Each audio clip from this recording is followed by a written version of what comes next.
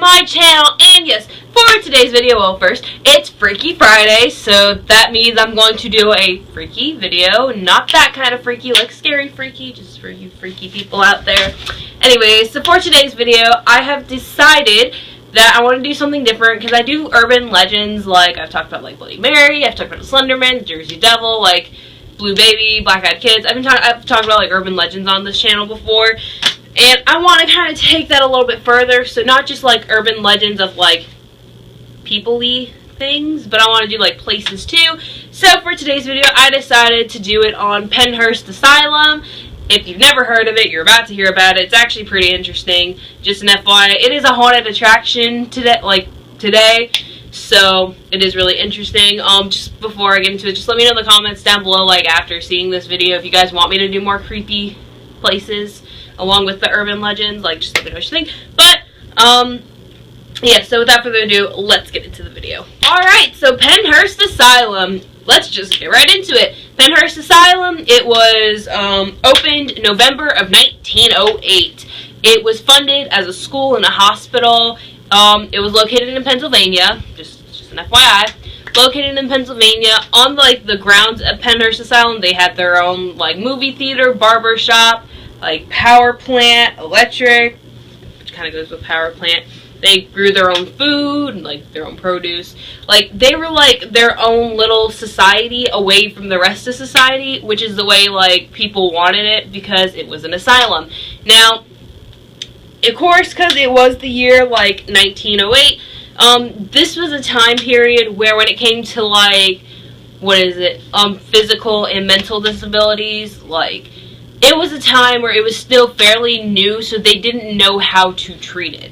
So like nowadays we know how to treat these things, like for kids with special needs, we know how to like handle that nowadays. Like we know what it's about, like, you know what I'm saying? Well, back then, Pennhurst Asylum was originally opened for kids with like autism, or in terms of back then, they said it was open for like the mentally retarded. That's just what it was open for originally, and like, yeah. So basically, that was the whole purpose of it being open. And also, on top of like people with like those disabilities going there, you also had criminals going there, immigrants staying there, orphans would stay there.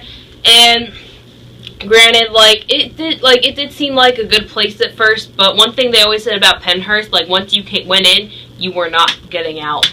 Like that was like where you would be staying the rest of your life, pretty much. Like that became your home.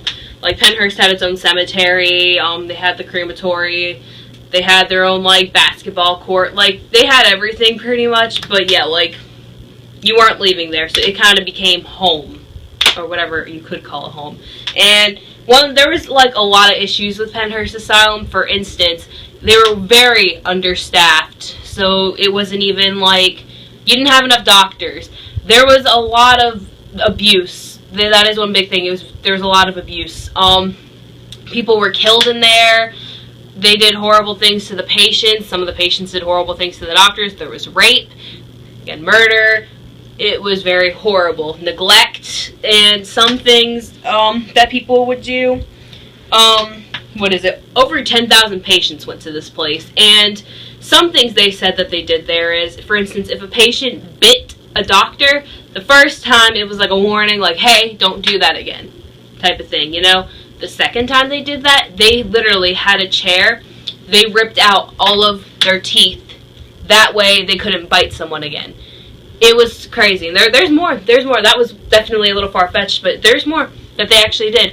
They had cribs, and what they would do is, with the patients that they were misbehaving, they would like chain these patients to these cribs. They were like adult cribs, but they would chain the patients to the crib for like days and just leave them there.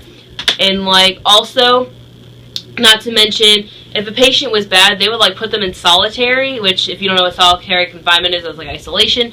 They would leave them there for days to weeks. So by the time the patient got out, they stopped speaking. Because it's like one thing about us humans are social. Even if you're shy, like humans are social. They need human interaction. You cannot leave a human isolated because it makes them go crazier.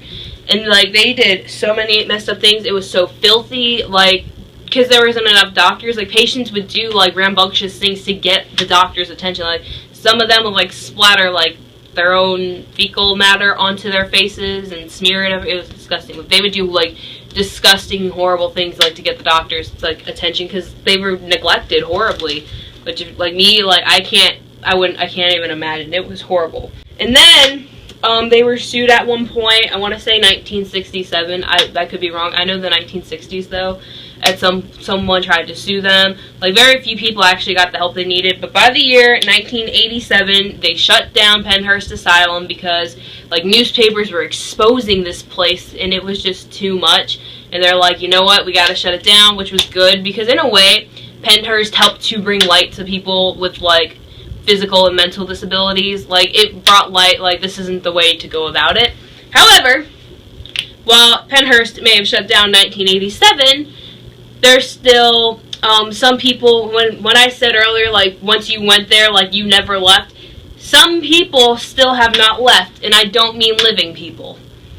Legend has it that Pennhurst Asylum is still haunted by many ghosts and such. Like, there are still spirits there. It has been on 2 shows, I believe Ghost Hunters, and there's one other one, so it's been on 2, like, shows like that. It's actually now currently a haunted attraction, like Pennhurst Asylum. If you look it up, it's one of the top haunted houses in North America, or the United States. And basically, yeah, they say there's this really long tunnel, which you can actually go in. It's outside of, like, the haunted attraction part, but if you go in this tunnel, they say it's haunted, and you can hear, like, giggling, and you can see the spirits, which, to me, honestly, I haven't been there. I want to go there, but I definitely believe there has to be spirits there, because, like, after everything that happened, it makes sense. But yeah, so to this day, they say it's haunted. You can actually go there and, like, investigate it yourself. It costs, like, not like a ton of money. It costs extra money to, like, go to these haunted parts and investigate it, but to me, it seems like it's worth it. Like, I mean, who knows? Have you guys been to Pennhurst Asylum? Like, just, if you go, let me know. But, that's it for today's video. I hope you guys enjoyed it. Let me know if you guys want to see more of these type of videos, like, about creepy places, because I could really get into it. But, either way, give this video a thumbs up if you've enjoyed it. Let me know you like the content. Subscribe, because I make new videos every single Monday and Friday. Also, comment down below, like, if I should do more of these, if you want to go to Pennhurst, if you've been to Pennhurst, just let me know. Check out my Instagram and website. Those will be linked in the bio. And that is it. So until next time, bye guys! And just remember, always say goodbye. Bye!